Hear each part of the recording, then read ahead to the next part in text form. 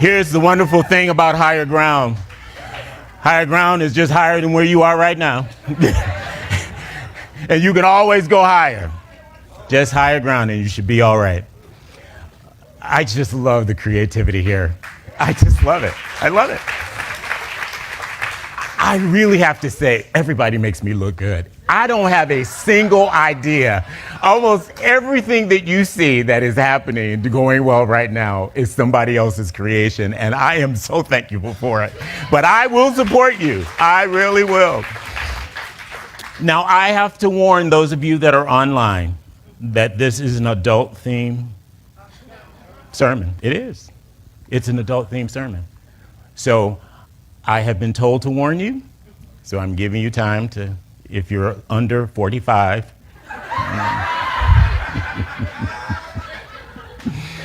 My title is Beauty for Ashes. Marilyn Monroe, Oprah, Common, Tyler Perry, and Mike Tyson all have something in common. They all suffered from childhood sexual abuse. That's why it's an adult theme today. It is estimated that 1 out of 6 children experience some form of abuse. Can you imagine? I can't imagine. It's not been my experience. I cannot imagine. But my heart goes out in these situations. But our spiritual principle says that there is one life. That one life is God's life. That life is perfect. And that life is my life and your life now. Amen. So Michael Roberts recently wrote a book. The title of the book is his memoir, is Behind Sacred Walls: The True Story of My Abuse by Catholic Priests. Now, I did not say priest. I said priests. So just in case you didn't hear me, it was plural. Now, I went to Catholic school and I never really had any issues. I never really had any contact with any priests, really, because I wasn't Catholic. So, they wouldn't let me in. I couldn't have communion or anything else. But one teacher, lay teacher, did invite me to his home. But the next time I came to class, he had disappeared.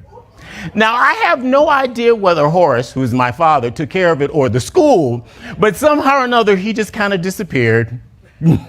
So that just happened. It's really true. But nothing ever really happened to me, and I'm thankful for that. But recently, practitioner Mary Bell introduced me to a local Black newspaper. It is called the Sacramento Observer. I'm so thankful for that. This paper has served this community since 1962. That's really progressive, okay? Recently, there was a full-page ad, and that is what moved me today. There are 56 Catholic priests accused of sexual abuse under some form of investigation. I was stunned in California. I couldn't imagine that is the case, but it's true. Full-page ad. I was shocked by the number. Now, I saw the movie Spotlight. You remember that was about the conspiracy that occurred in Boston, in the diocese, where there was systematic cover-up of one priest after another who abused children. They were just moved to another parish, and people act like nothing happened, that they did not care for the people who had been abused. This book is about the time before the Boston experience. This is the 1980s. Now, this is not a sermon about priests. That's not what this is about. In fact, I don't really even want to talk about them because I'm not sure exactly they're whole, perfect, and complete, but it's a hard thing for me. But what I do want to talk about is the power to overcome. That no matter what you have been through, no matter what you have experienced, God can give you the ability to overcome and go on. My brother and my sister, you can overcome the abuse. I'm here to tell you, I know nobody wants to talk about it, and it's difficult for me to do, but there is no way in the world that I can see people suffering and I don't stand up here and say something about it. See, there is hope for your future. No matter, I can't remove the pain, I can't make that it didn't happen, and honestly, I wish I could, but I can just say this, that I know you can overcome. You can overcome it. I am here to offer you just one way out of the prison that your life will be if you've experienced this in your life. And it is any way that you were violated, there is a way out. There is a way to overcome, because there is one life. That one life is God's life. That life is perfect. And that life is your life now. The social stigma and silence around male sexual abuse and the assaults that happen is amazing. It's just not talked about. The awareness is actually quite low, but it has happened too many times if it happened once. The effects and the experiences that men have experienced and the idea about how to move forward is what we're talking about this morning. I had no idea how pervasive the problem is, but the stories blew up from around the world, and the consequences of those experiences never were severe enough, I think, for what actually happened. But the consequences of abuse that people suffered included rocky relationships, lost jobs, self-destructive behavior, all kinds of depression and violence, and sometimes becoming an abuser themselves. Abuse is one of those terrible things that results in shame. Now, shame is the difference in saying I did something wrong versus I am wrong or I am bad. That's shame. When you equate your feeling about the experience with who you are as a person. Now, there are cases where girls experienced sexual abuse as well. However, in these cases in particular, most of the offense was against males. So I want to say to anyone, and especially men today, if this has been your experience, is that you can overcome. And I'm not sure who it is, but you can overcome.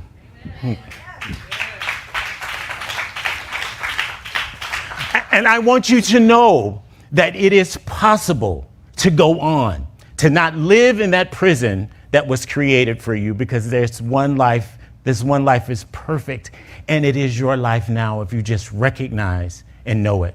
No matter what has happened, no matter how bad you have been treated, no matter how bad you have felt, there is the ability to overcome, because you cannot lose your spiritual nature. It is not possible. It is always there. The divine is within you at all times. It's always there. Now, this is a heinous situation, and I wish I could just change the past for you if you've experienced it, to remove the event. That would be my prayer. And maybe you believe that God should have prevented it from happening, but we understand that that's just not the way things work. God can only do for you what God can do through you. And God doesn't prevent us from having these experiences. We have been entrusted with the ability and the responsibility to care for one another.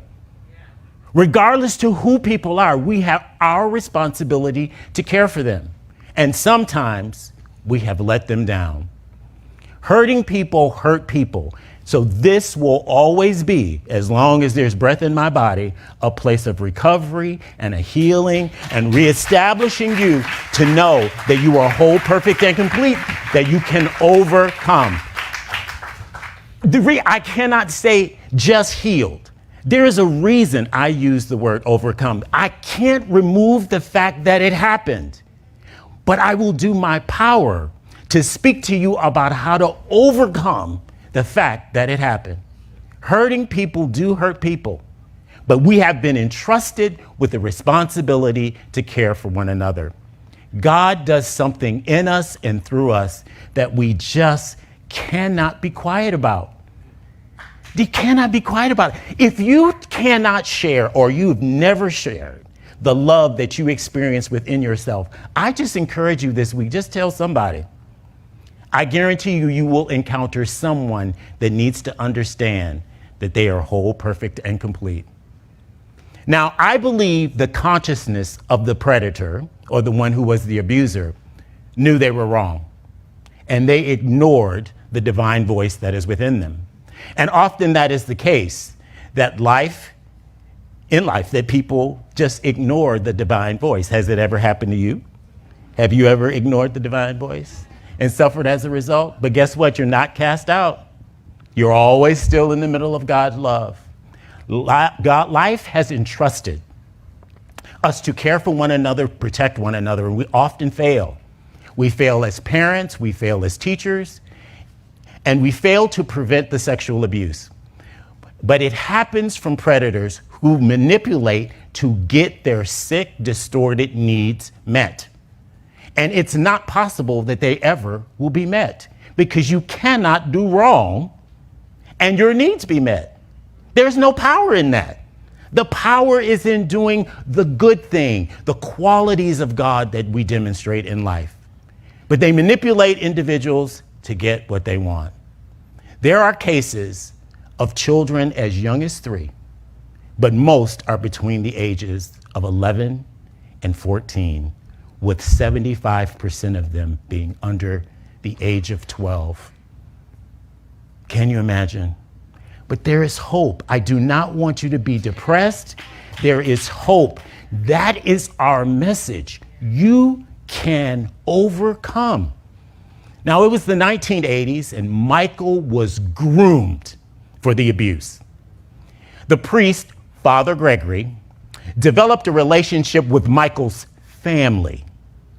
Father Gregory showed up for dinner once a week, whether or not he was invited or not. He came and went as if he were one of the members of the family. Now, Michael's family wanted him to become a priest. That's a very Catholic thing, to want your kids to become a priest. And they viewed that Father Gregory was a great role model for him and enjoyed the fact that he was establishing this relationship. Now, this is a very devoted Catholic family, daily rosaries. These folks were serious, wow. Encouraging the relationship between these two, Michael and Father Gregory. But the priest, Father Gregory, was systematically developing control over Michael and abusing him. He gave him gifts. He served him liquor underage. He served him marijuana. He exposed him to pornography. He induced him to his friends, and he treated him to dinner. One nice thing after another, only to follow up and demean him after it happened if Michael ever said no to his sexual advances. Anytime Michael would exert any level of independence, he would call him a slut or a whore or stupid, and you'll never make it without me. You need me to make it. You cannot make it on your own. Classic abuse. He would tell Michael, you can only trust me. There is no one else that you can trust. Everyone else will try to use you. Ain't that something? Okay? But see, that's how things show up. People come up, they will tell you what they're doing in life because they'll blame it on everybody else.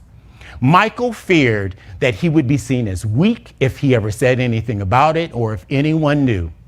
Most importantly, Michael did not want to hurt his family because he knew the family loved Father Gregory. I think that's horrible that he believed at that time that his family loved Father Gregory more than dealing with his abuse. Michael said he felt God was sending him a message to be a good Catholic or he would be punished. Therefore, he felt he had to do what the priest instructed him to do, even though it was rape, and he knew it was rape. The hypocrisy is immeasurable. He writes about Father Gregory. He destroyed my self-esteem with constant criticism.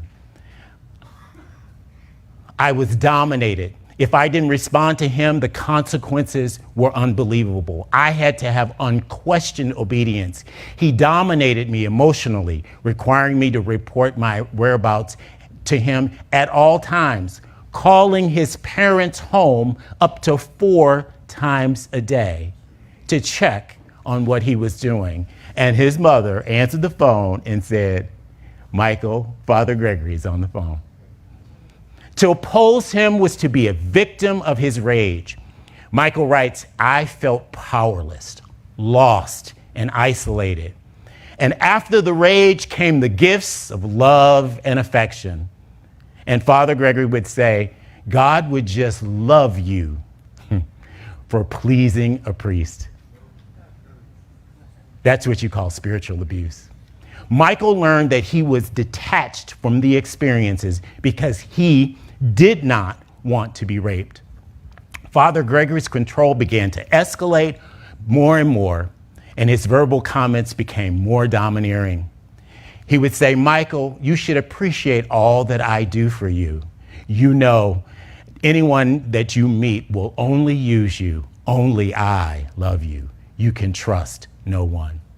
You're following a good path by spending time with me and following in my footsteps." But he didn't do it, y'all. There's good news at the end.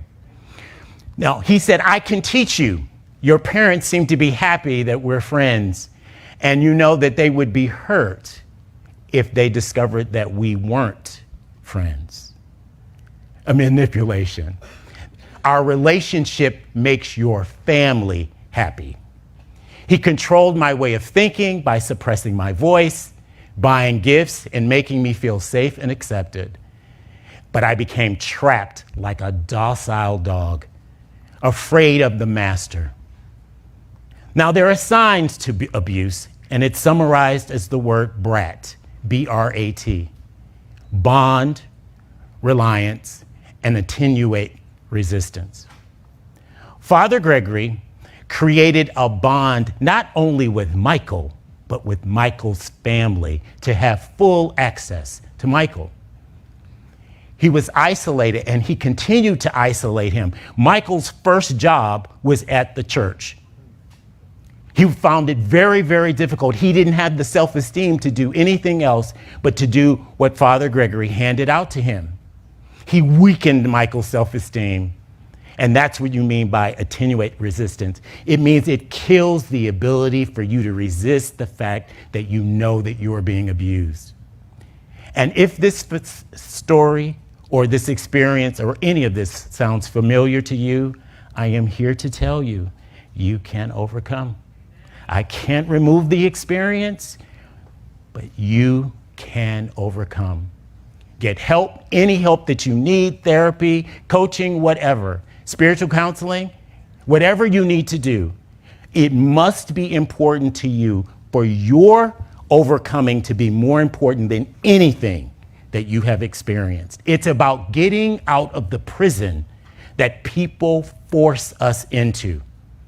Abuse is not your fault at any given time, even if you wished or liked the experience. Someone exerted power over you, and as a result, you were abused.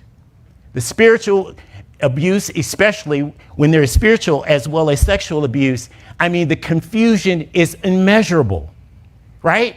How could this happen? One thing is said and a total different way of life actually was being experienced. He humiliated him, he forced him, he intimidated him. It was spiritual abuse. Remember who you are, though. You are whole, perfect, and complete. And within you is the divine light that is always there. We are one with God. There is no separation. There is one life. That one life is God's life. That life is perfect.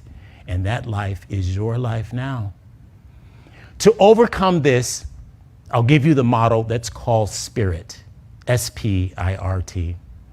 The model SPIRIT is an acronym, of course, each letter representing something that empowers you to overcome. First, this is all about identifying with your spiritual identity. Spirit, S, is surrender. P, practice. I, initiation. R, regeneration. I, identity. T for truth. You surrender by acknowledging that you have been violated. You have been wronged. It is not your fault. You were taken advantage of. You adopt some spiritual practice for you to, whether it be meditation or prayer or something to empower you to access the spiritual life. Initiation, you should be involved in a faith community that supports you. Now, if you are in a faith community that makes you feel bad about yourself and makes you feel terrible, and that you are a sinner and that you need healing and everything else, maybe it's time for you to consider another environment. You are not bad and you are not broken. You are not sinful. You have been abused, and God will never reject you. Maybe it's time for you to just look for another place. And this is why I love this place so much. Why I love you so much is that we only have one message.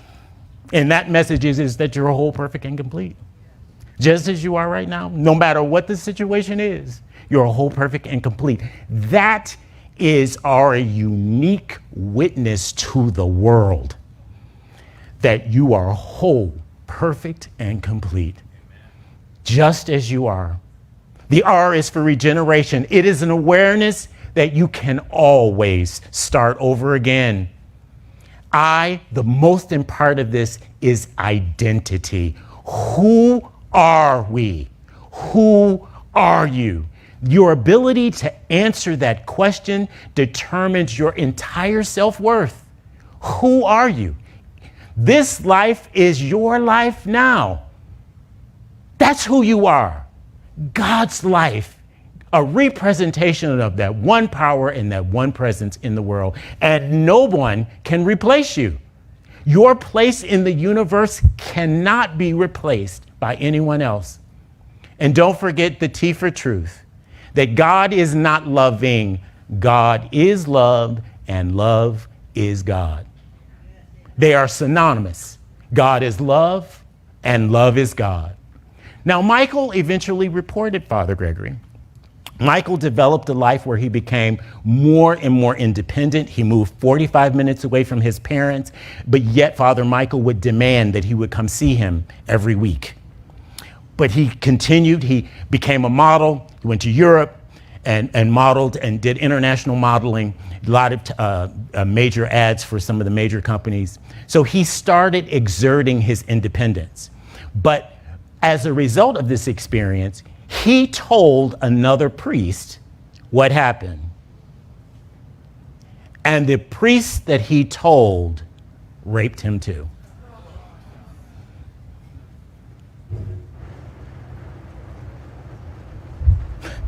Unbelievable. Depression, learned helplessness, the presence of post-traumatic stress, and weak religious experience. There's no way in the world you don't come out of this scarred. The wound will be there. Michael checked himself into a mental health institution, recognizing that he knew that he could not do it by himself. He had to find a way to get free. Their level of trauma is unbelievable. You cannot do it alone. You need people, loving people around you. Every young man that experiences this always wonders whether or not they're homosexual as a result. That has nothing to do with it. Your sexual orientation has nothing to do with abuse. The person abused you.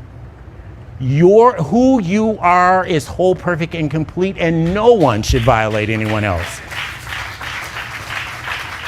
It doesn't make any difference whether or not he was gay or not, and it will not make you gay. He was violated.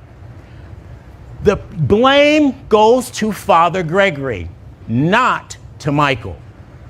Even if he were aroused in the situation, which is a function of youth, not necessarily the fact that you want it. The abuse does not indicate anything bad about you at all. It is the person that abused the situation. Sexual abuse is related to power. It is not related to sex. This was all about power. It was power over Michael's life. And Father Gregory did it. It had nothing to do with his masculinity or anything else. Eventually, Michael, after he had his 24-hour stay in 5150, here in California, you know what that is, that after he had that one night, he went through the phone book and found a lawyer that would take his case. And the case was presented to the diocese. Now, as with most victims, they blamed him for initiating the experience, saying that he was a male prostitute. He was victimized by the system and portrayed as a prostitute rather than managing the predator.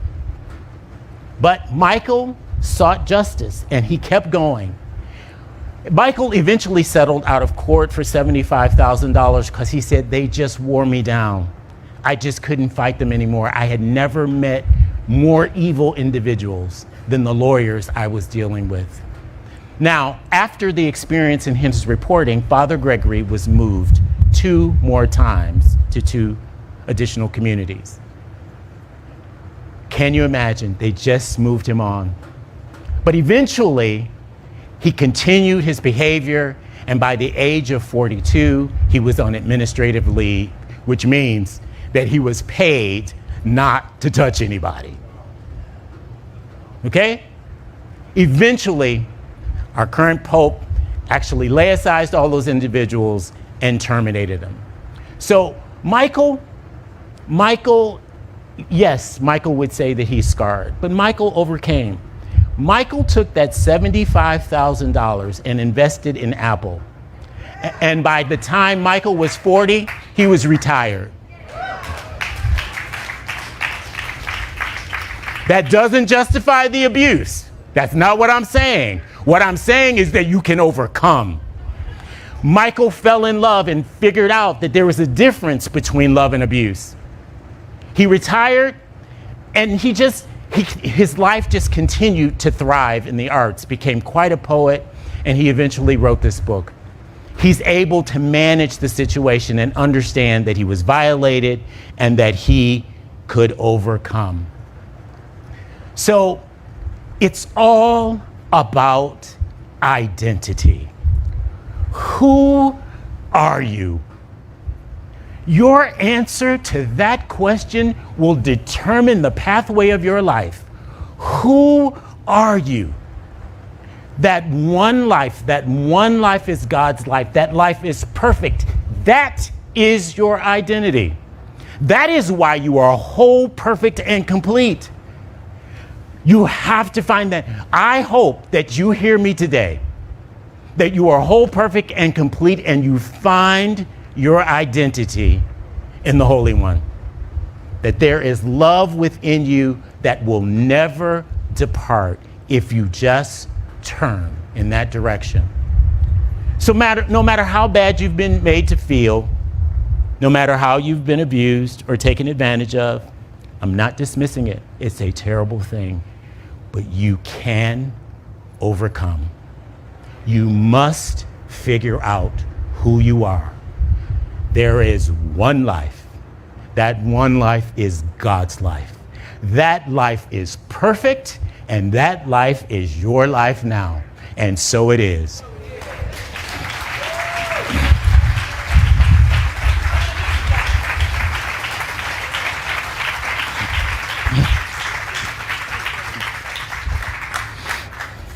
I don't know who. Yeah, keep me straight here, honey. Don't let me be looking bad even if I'm crying. Do I look good in black? Let us pray. Knowing this one power and this one presence, the divine love dwells within each one of us. There is a power for good greater than we are that we can use. And this one life that we have, this one life that we share, makes us whole, perfect, and complete. Therefore, my identity is I am whole, perfect, and complete. And so it is.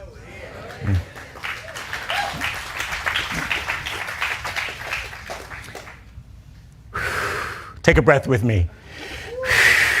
Listen, I wish I could just tell you good news, but that's just not the way the world is. We have to deal with issues. We do have to deal with issues. It's time for our offering. Money is God in action. I send it forth to bless and to prosper all who come in contact with it. And so